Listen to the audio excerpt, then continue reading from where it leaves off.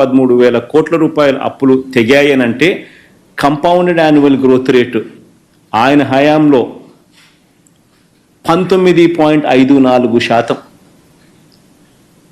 Compounded annual growth rate అంటే వార్షిక అప్పుల వృద్ధి రేటు. అదే మా హయాంలోకి వచ్చేసరికి మా 5 సంవత్సరాల్లో 3,13,000 కోట్ల రూపాయల నుంచి 6,46,000 కోట్లకు మా హయాంలో అప్పులు పెరిగాయి అంటే కంపౌండెడ్ యాన్యువల్ గ్రోత్ రేట్ 15.61%. అంటే చంద్రబాబు నాయుడు గారి కంటే 4% అప్పులు తక్కువ మా హయాంలో జరిగినట్టుగా లెక్కలు క్లియర్గా కనిపిస్తూ ఉన్నాయి.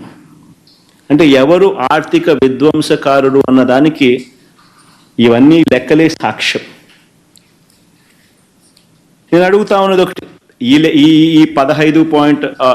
6,46,000 కోట్లకు నాన్ గ్యారంటీ అంటే గవర్నమెంట్కి అసలు మామూలుగా అయితే ఇది బడ్జెట్లోకి కూడా రాదు.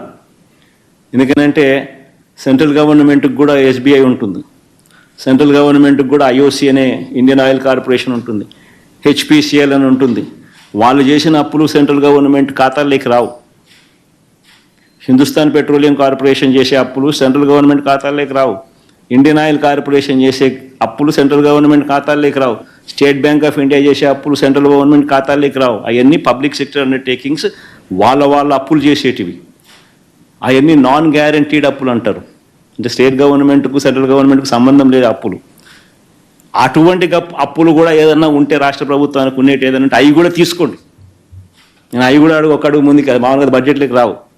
అయినా కానీ చంద్రబాబు నాయుడు సాటిస్ఫై చేసేదానికి అవి కూడా తీసుకోకపోండి అని చెప్తాను. అవి కూడా తీసుకున్నా కూడా చంద్రబాబు నాయుడు గారు అధికారంలోకి వచ్చే నాటికి అధికారంలోకి దిగే నాటికి ఎంత అని చూస్తే అధికారంలోకి ఆయన వచ్చే నాటికి 8,600 కోట్లు అప్పులు ఉంటే అలాంటి అప్పులు ఆయన దిగిపోయే నాటికి ఆ అప్పులు 77,000 కోట్లకు తీసుకుపోయాడు. అక్కడ కూడా ఆయనదే ఘనత. మా హయాంలో అటువంటి అప్పులు 77,000 కోట్ల నుంచి తగ్గించడం 2,000 కోట్లు, 75,000 కోట్లని అక్కడే ఉంది, ముగిసింది.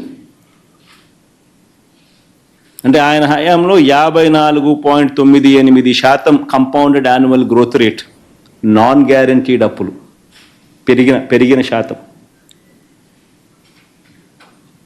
మా హయాంలో అది తగ్గింది, -0.48%, -0.48%.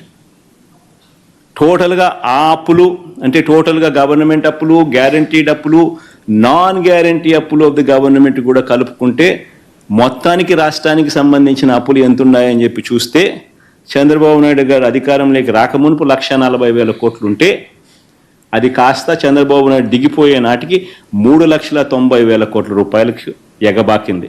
అంటే ఆయన హయాంలో వార్షిక అంటే కంపౌండెడ్ యాన్యువల్ గ్రోత్ రేటు, వార్షిక అప్పుల వృద్ధి రేటు 22.63%. అయితే మా హయాంలోకి వచ్చేసరికి 3,90,000, 7,21,000 ఎగబాకింది అని అంటే కంపౌండెడ్ యాన్యువల్ గ్రోత్ రేట్ కేవలం 13.57%. ఆలోచన చేయమని అడుగుతా ఉన్నా రాష్ట్ర ప్రజలందరికీ కూడా, ఎవరు ఆర్థిక విధ్వంసకారుడో ఈ లెక్కలు చూస్తే ఎవరికైనా కూడా ఇట్టే అర్థమవుతుంది. ఇక ఈ అప్పుల టాపిక్ నుంచి కాస్త ఒక అడుగు ముందుకు వేసి చంద్రబాబు నాయుడు గారి అసెంబ్లీ సమావేశాల్లో ఆయన వివిధ అంశాల మీద ఆయన మాట్లాడుతూ రకరకాల అబద్ధాలను ముందుకు తీసుకెళ్తూ ప్రొపగేట్ చేస్తూ అడుగులు ముందుకు వేశాడు. సరే, వాటికి కూడా రిఫ్యూట్ చేస్తూ వాటికి కూడా సమాధానం చెప్తూ నేను ఇంకా పలు ప్రశ్నలకు సమాధానాలు చెప్తూ అడుగులు ముందుకు వేస్తా. ఇక బడ్జెట్ సమావేశాల్లో తాను మాట్లాడుతూ చంద్రబాబు నాయుడు గారు మాట్లాడుతూ 2019-2024 అంటే 2019 నుంచి 24 అంటే వైఎస్ఆర్సీపీ హయాంలో రాష్ట్ర వృద్ధి రేటు ఆయన హయాంలో 13.5%, ఆయన హయాంలో 13.5% రాష్ట్ర వృద్ధి రేటు ఉంటే వైఎస్ఆర్సీపీ హయాంలో అది 10.6% పడిపోయింది అని చెప్పుకొచ్చాడు. అయ్యా చంద్రబాబు, నీ హయాంలో కోవిడ్ లేడయ్యా, కోవిడ్ లేదు. వైఎస్ఆర్సీపీకి సంబంధించిన ఈ 5 సంవత్సరాల కాలంలో రాష్ట్రమే కాదయ్యా, దేశమే కాదయ్యా, ప్రపంచమే 2 సంవత్సరాలు కోవిడ్తో అతలాకుతలమైన పరిస్థితుల మధ్య ఆ 5 సంవత్సరాలు మా పరిపాలన సాగింది.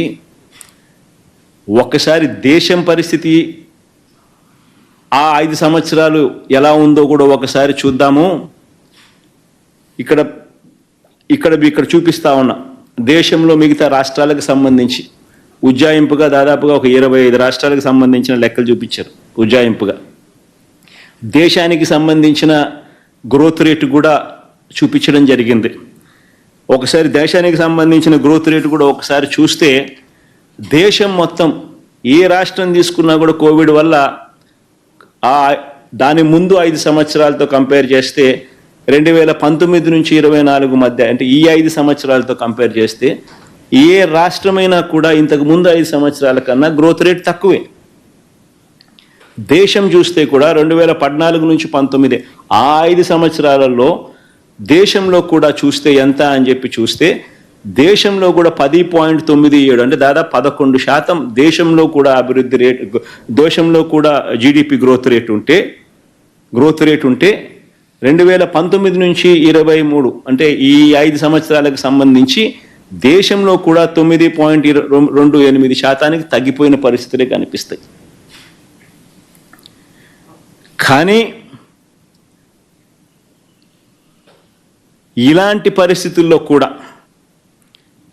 ఇలాంటి ప్రతికూల పరిస్థితుల్లో కూడా కోవిడ్ 2 సంవత్సరాలు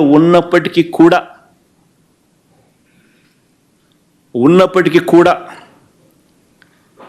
ఒకసారి గమనించినట్లయితే రాష్ట్ర పరిస్థితి ఒకసారి గమనించినట్లయితే కోవిడ్ ఉన్న 2 సంవత్సరాలలో ఇళ్లలో నుంచి బయటికి రాలేని పరిస్థితిలో ఉన్న ప్రజలు, ప్రపంచవ్యాప్తంగా ఏ దేశ ఆర్థిక వ్యవస్థ చూసినా కుదేలైపోయిన పరిస్థితుల మధ్య కూడా 2014 నుంచి 19 మధ్య వృద్ధి రేటు కన్నా 2019 నుంచి 24లో వృద్ధి రేటు మందగించినప్పటికీ కూడా ఇలాంటి పరిస్థితుల్లో కూడా మన రాష్ట్రంలో పారిశ్రామిక వృద్ధి రేటు, అంటే ఇండస్ట్రీ గ్రోత్ రేట్. ఇండస్ట్రీ అంటే ఏంది? ఉద్యోగాలు ఇచ్చేది. Mining and quarrying, manufacturing, electricity, construction, ఇవన్నీ కలిపితే industry sector. Manufacturing growth rate, industry growth rate. ఒకసారి ఇండస్ట్రీ గ్రోత్ రేట్ అనేది ఎలా ఉంది అని చెప్పి ఒకసారి పారిశ్రామిక వృద్ధి రేట్ ఎలా ఉంది అని ఒకసారి చూస్తే 2014 నుంచి 19, అంటే చంద్రబాబు నాయుడు గారి హయాంలో 2014 నుంచి 19 సగటున 11.92% ఉంటే వైఎస్ఆర్సీపీ హయాంలో 2019 నుంచి 24లో 2 సంవత్సరాలు కోవిడ్ ఉన్నప్పటికీ కూడా చంద్రబాబు నాయుడు గారి కన్నా బెటర్గా 12.61% నమోదైంది.